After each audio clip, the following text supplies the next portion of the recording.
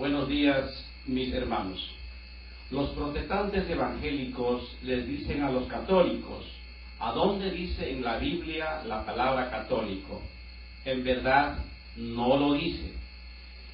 Y con esto quieren alegar que nosotros los católicos no somos la iglesia del Señor Jesús. Los protestantes están equivocados o no saben la historia. Jesús en San Mateo 16, versículo 18, y ahora yo te digo, tú eres Pedro o piedra, y sobre esta piedra edificaré mi iglesia, y las fuerzas del infierno no la podrán vencer. Yo te daré las llaves del reino de los cielos. En San Juan 21, versículo 16, Simón Pedro, hijo de Juan, ¿me amas más que estos? Este contestó, sí, Señor, tú sabes que te quiero. Jesús le dijo, apacienta mis corderos, cuida de mis ovejas. Los evangélicos protestantes creen que Jesús fundó una iglesia de fantasmas o dejó una iglesia botada, que cada quien haga lo que quiere. No, mis hermanos, el Señor dejó a Pedro como cabeza visible para que pastoree las ovejas que somos los cristianos católicos, guiados por los sucesores de Pedro, que son los 266 papas, obispos y sacerdotes. La palabra cristiano, objetivo del cristianismo o relacionado a la persona que profesa el cristianismo. Este es Jesús, el Hijo de Dios. Al principio del cristianismo no existía la palabra católico. Por esa razón cuenta la historia y dice que Nerón perseguía a los cristianos para matarlos, no dice a los católicos. Deben saber todos los protestantes del mundo que Jesús fue y es el primer católico del mundo. En San Marcos 16, versículo 15 dice el Señor, vayan por todo el mundo y anuncien la buena nueva a toda la creación. El que crea y se bautice se salvará, y el que se niegue y se resista a creer se condenará.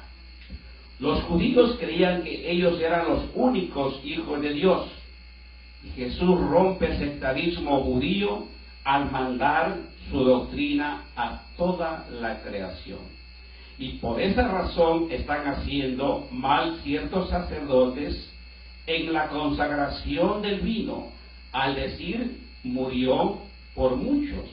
La palabra real es murió por ustedes y por todos, porque su muerte fue para toda la creación, no por muchos, sino por todos. Esta es la historia de los cristianos de por qué se llaman católicos. Corría el año 110 y por inspiración del Espíritu Santo, el obispo de Roma, Ignacio Lucín, en una reunión de obispos, promulgó el 8 de diciembre del año 110. Esta iglesia de cristianos desde hoy se llamarán cristianos católicos, porque esta iglesia será universal. Señores protestantes, evangélicos de otras sectas, ¿ya entendieron de por qué los cristianos verdaderos se llaman católicos? Por esa razón, San Agustín en el año 200 ya habla de iglesia cristiana católica. En San Marcos capítulo 3, versículo 28 dice el Señor, en verdad le digo, se le perdonará todo a los hombres, ya sean pecados o blasfemias contra Dios, por muchas que sean. En cambio, el que calumnie al Espíritu Santo no tendrá jamás perdón, pues se queda con este pecado que jamás lo dejará. Este pecado se llama apostasía.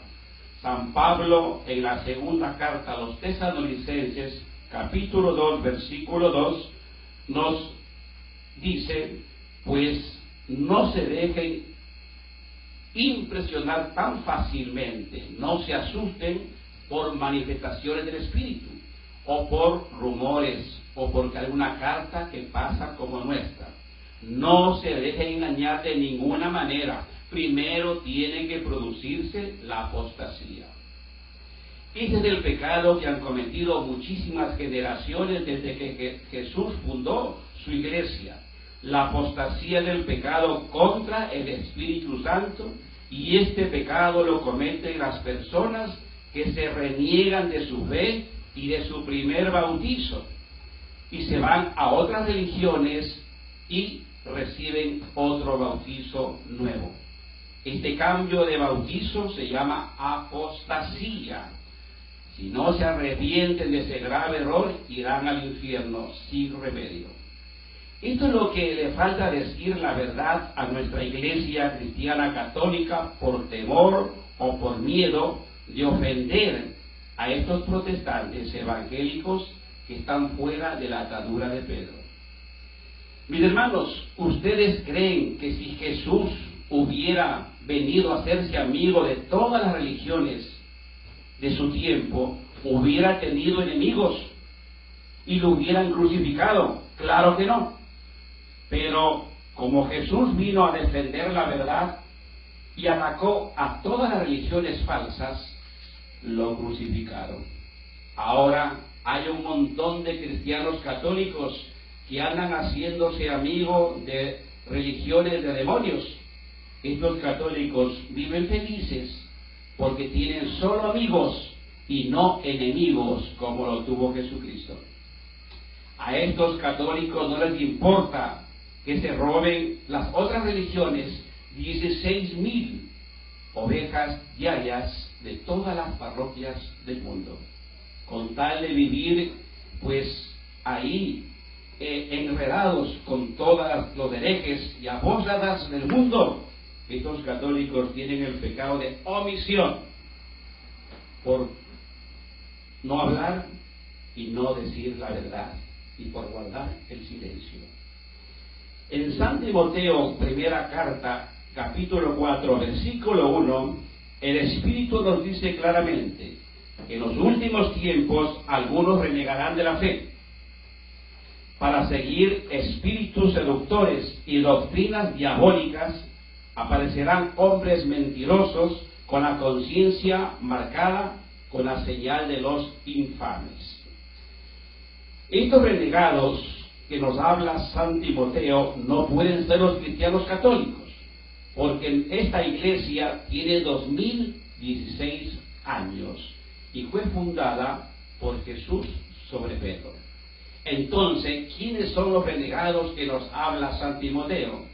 Estos son los católicos bautizados que se cambian de bautizo para pertenecer a otras religiones como mormones, como testigos de Jehová, evangélicos y otros grupos. San Timoteo nos advierte que estos hombres tendrán espíritus seductores y justamente estos nuevos pastores renegados tienen palabras seductoras para seducir a los fieles católicos para llevarlos a sus sectas protestantes.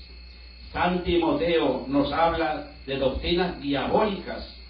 Aparecerán hombres mentirosos con la conciencia marcada con la señal de los infames. Y justamente este es el testimonio que dan muchas personas, es este. Yo cuando era católico era borracho, era ladrón, era asesino, violador, drogadicto, adúltero. Ahora que he conocido a Cristo soy un salvo.